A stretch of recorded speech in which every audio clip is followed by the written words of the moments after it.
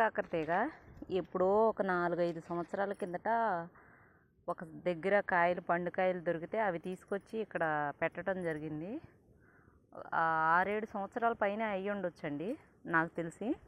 అప్పటి నుంచి కూడా మళ్ళీ మనం ప్రత్యేకంగా గింజలు పెట్టే పని లేకుండా దాని అంతరకు అది మొలిసి కాస్తానే ఉంది, పండుకాయలు రాలి. ఈరోజైతే కొన్ని కాయలు కనపడుతున్నాయి నాకు, మరీ ఎక్కువ కాదులే కానీ ఒక 10 కాయల వరకు కనపడుతున్నాయి. ఇంకో చూడండి ఎంత బాగున్నాయో బుజ్జి ముండలు. మనం ఇట్లా కొంచెం జాగ్రత్త చేసుకుంటే ఇది బాగానే కాసిద్దండి. నిరుడైతే చాలా కాయలు తెగినాయి. అంతకు పోయిన సంవత్సరం ఎండాకాలం కాసింది. అప్పుడు ఎండాకాలం పెద్దగా మనం తినం కాబట్టి చాలా వరకు పంచటం జరిగింది అప్పుడు. కానీ ఈ కాయలు అసలు కాస్తే మాత్రం నేను ఎవరికి కూడా పెద్దగా ఇవ్వడానికి ఇష్టపడను. ఇవంత బాగుంటాయి కాకరకాయలు. చిన్నప్పుడు మా ఊర్లో వరి పొలాలకు వెళ్ళటానికి ఒక దారి ఉండేది.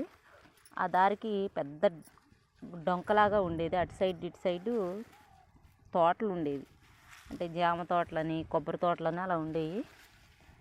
వాటికి అటు సైడ్ ఇటు సైడ్ బాగా పొదలల్లే కంప ఉండేదండి. ఆ కంపల మీద కాసే ఈ కాయలు వరి పొలాల సైడ్ వెళ్ళి వచ్చేటప్పుడు మాత్రం కోసుకొచ్చేవాళ్ళం మేము. చాలా అంటే చాలా బాగుంటాయి. ఇంకా అటు లోపలికి కూడా ఉన్నాయి, కోద్దాము. ఈ గడ్డిలో కనుక ఒక కాయ కింద పడినా కూడా దొరకదు. దొరికిన మట్టుకు జాగ్రత్త చేసుకోవాలి. ఫస్ట్ పోయిన తర్వాత పోయిందని బాధపడినా తిరిగి రాదు. చక్కగా ఇవి మనకి ఏమి మందులతో పని లేకుండా వస్తుందండి కాయ.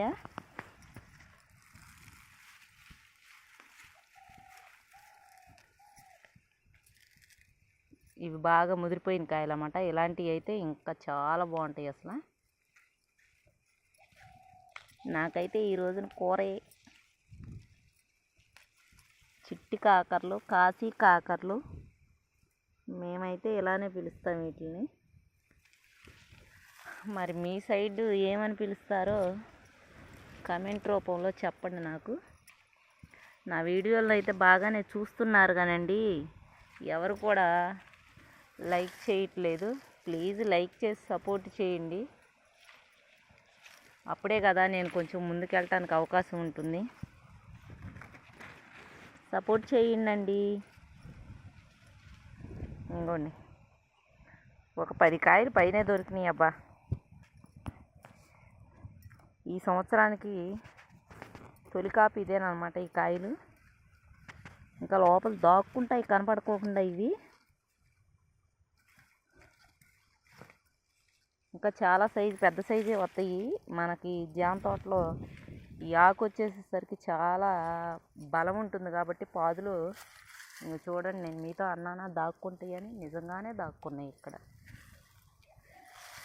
ఇదిగోండి ఇక్కడ ఒక కాయ దాక్కుంది, ఇక్కడ ఒక కాయ దాక్కుంది.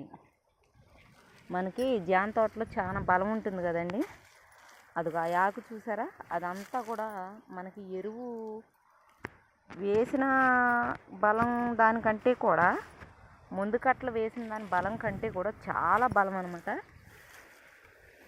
మొత్తం కూడా ఆర్గానికే కాబట్టి మనం ఎలాంటి కెమికల్ కూడా దీంట్లో కొట్టాల్సిన పని లేదు. ఇంకో చూడండి, మేము దీంట్లో పొటాషు సూపర్ కలిపి చల్లాము. రొట్టంతా కుళ్ళిపోయింది చూడండి.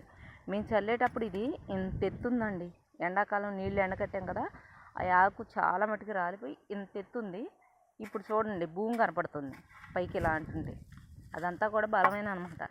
అందుకని మా కూరగాయలు అంత టేస్ట్ ఉంటాయి. మా కూరగాయల కోసం జనం పడిగాపులు పడుతుంటారు, కాయలు ఏమన్నా వచ్చాయా అని అడుగుతూ ఉంటారు అన్నమాట. మా కూరగాయలకి అంత డిమాండ్ ఉంది, కానీ పండించలేకపోతున్నాం. ఏం చేస్తాం. నాకైతే ప్రస్తుతానికి ఇలా ఈరోజుకి ఈ కొంచెం కాయలు దొరికినాయి చాలు. నాకైతే ఒక ఉల్లిపాయ కోసుకుంటే కూర అయిపోతుంది అనమాట. పండగే